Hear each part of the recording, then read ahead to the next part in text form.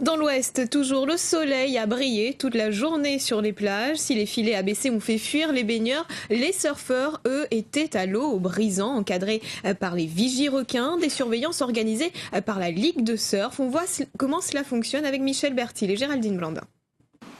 À quelques mètres du bord, une mission de sauvetage inhabituelle. Sur la plage, le responsable du dispositif organise le rapatriement de celle qui sera baptisée Vigette, une tortue en difficulté amputée d'une nageoire, sauvée d'une mort certaine par ses équipes. Un animal en général, c'est aussi notre travail, mais ce qui compte avant tout, c'est le respect de l'environnement. Parce que hormis les animaux comme ça que l'on peut sauver, on fait aussi le ramassage de tous les déchets qui peuvent traîner dans la zone que nous surveillons. Durant l'opération, les palanquets à l'eau et à terre n'ont pas quitté les vagues des brisants des yeux. Des jeunes du pôle Espoir s'y entraînent, appuyés par les plongeurs, les bateaux et les caméras du dispositif. On a donc 3 lignes de surveillance. Au plus loin, on a un bateau technologique qui filme le fond de l'eau et qui renvoie les images sur la partie sol.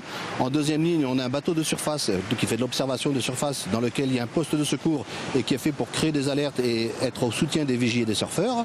Et en troisième ligne, une palanquée de 7 vigies qui se relève toutes les 1h30. Et cet ensemble cohérent fait qu'on arrive à sécuriser un spot de surf.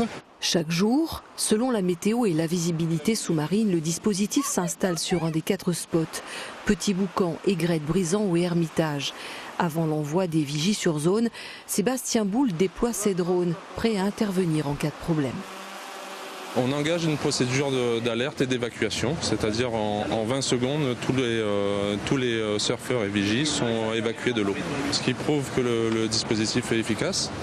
On n'a pas eu l'occasion encore de détecter de requins sur la zone. On n'a plus de filet et c'est vrai que le seul dispositif plus ou moins efficace, c'est les vigies. Des vigies qui travaillent à flux tendu alors que d'autres communes, comme l'Étang-Salé ou Saint-Pierre, attendent de tels dispositifs.